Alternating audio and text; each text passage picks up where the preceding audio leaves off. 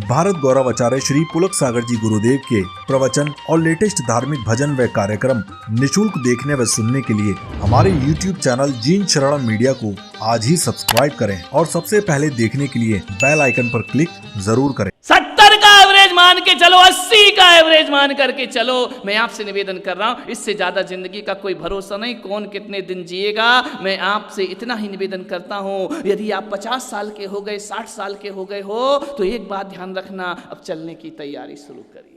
तैयारी शुरू करिए, तैयारी रखिए। गाड़ी कभी भी आएगी, उठा करके ले जाएगी। आज से अपना व्यक्तित्व अच्छा बना लीजिए। कौन कैसे जिया है इसका पूर्ण मूल्यांकन कर लीजिए, कैसी जिंदगी जी है इसका निरीक्षण कर लीजिए, इसका पर्यवेक्षण कर लीजिए कि मैंने जिंदगी को किस तरह से जिया है। ध्यान रखना, सूरज ढलने लगा है, सूरज अस्ताचल की ओर जाने लगा है। 50 के बाद इंटरवल हो गया, आदमी 60 में जीता। अभी हुआ क्या, अभी तो कोई ज्यादा उम्र थोड़ी है। 50 के बाद सूर्य मध्यांतर की तरफ आ गया है। ध्यान रखना, उसके बाद प्रतिपल हर क्षण वह अस्ताचल की ओर जा रहा है, वह डूबने की ओर जा रहा है। आपसे मेरा इतना ही निवेदन है, इतना ही आग्रह मुझे करना है, लौटने की तैयारियां शुरू कर दो।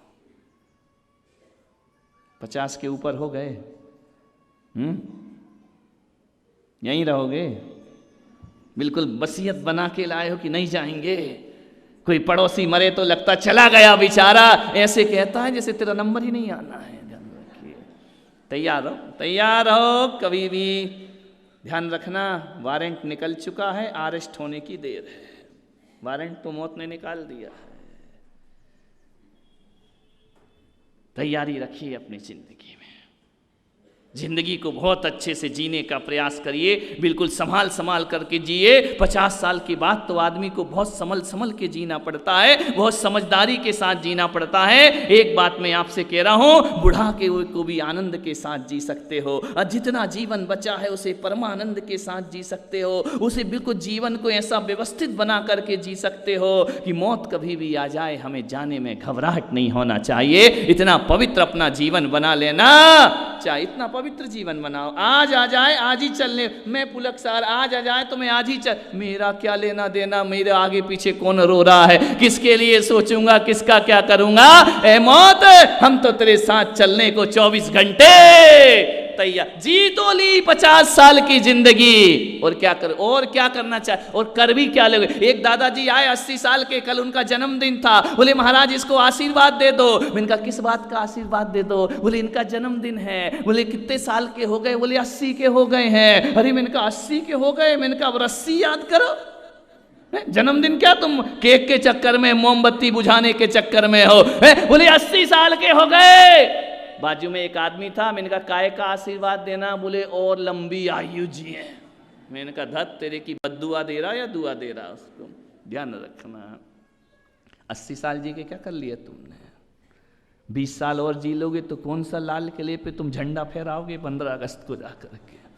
कर क्या लोगे तुम? जी करके विचार करिए। 80 साल घिसट घिसट के जी लिया तुमने, कर क्या लिया अपनी जिंदगी में? ऐसे जीने से मतलब क्या है? मैं पुलक सागर आपको कहता हूं कि घिसट घिसट कर 80 साल की जिंदगी जीना बेकार की जिंदगी है। अरे ऐसी जिंदगी से तो वो 23 साल का भगत सिंह होता है जो देश के लिए फांसी के फंदे पर चढ़ जाया करता है। मान्यवर आपसे निवेदन कर रहा हूं, घिसट घिसट के 100 साल जीना कोई काम का नहीं है। अरे 23 साल का भगत सिंह 23 साल की उम्र में, एक बात याद रखना, सदियों की जिंदगी जी करके चला जाया करता है। क्यों जीवन को लंबा बना रहे? और लंबा हो जाए, और लंबा हो जाए। कर क्या लिया तुमने?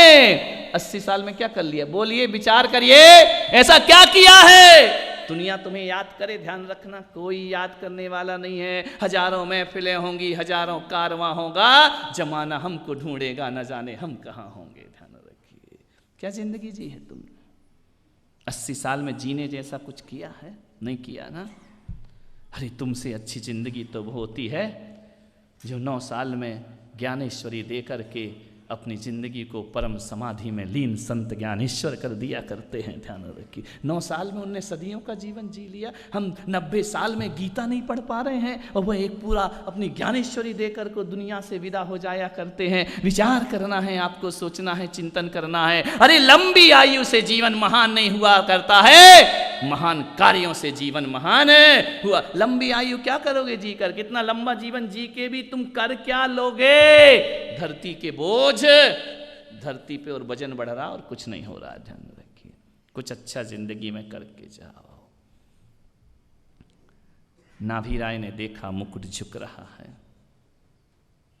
इसका मतलब है अब चलो, छोड़ो ये घर परिवार, अब अपन को वन की तरफ जाना चाहिए। ध्यान रखना, जो वन गए वो बन गए। ध्यान रखना, जो बन गए वो बन गए, वो जो भवन में रहे वो भटक गए। ध्यान रखना, वन बनने की कला है, वन में जाकर ही कुछ बना जाता है। उन्होंने कहा कि दुनिया के प्रपंचों को छोड़कर वन की तरफ अपने को चलना चाहिए। एक बात याद रखना, ज्ञान अर्जन के लिए बचपन मिला करता है।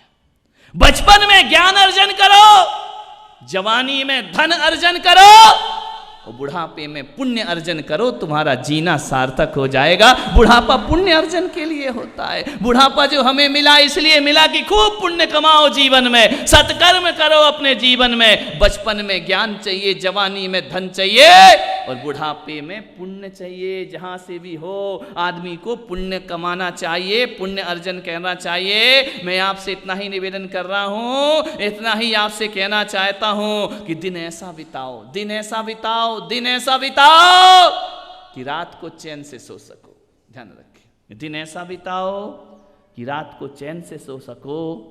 रात ऐसी बिताओ कि सुबह किसी को मुंह दिखाने में शर्म ना लगे।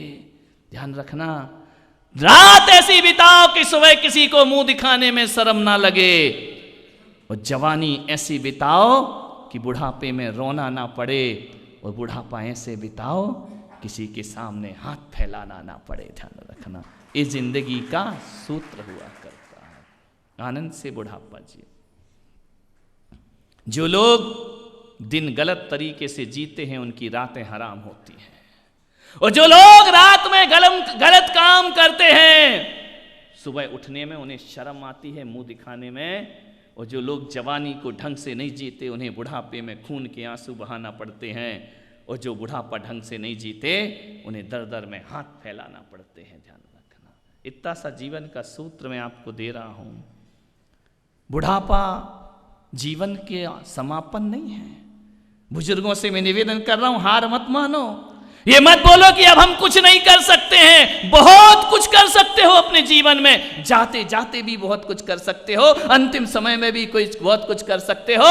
अरे कोई मदर टेरेसा ऐसी होती है जो बुढ़ापे में भी भारत रत्न का सम्मान प्राप्त कर लिया करती है। ध्यान रखना, पूरे देश में आगे बढ़ जाया करते। सोचिए, विचार करना है, बुढ़ापे में भी कभी खाली मत बैठना। जो बूढ़े घर में खाली बैठे रहते हैं वो पुण्यार्जन नहीं, वो पाप अर्जन किया करते हैं। ज्यादा घर में इंटरफेयर मत करो। बुढ़ापा आ गया है, आपसे इतना ही निवेदन मैं करना चाहता हूं। कीरो ने 80 वर्ष की उम्र में ग्रीक भाषा सीख ली थी। ध्यान रखना, 80 साल में ग्रीक भाषा उन्होंने सीखी। सुकरात ने 70 वर्ष की आयु में साहित्य का सृजन किया।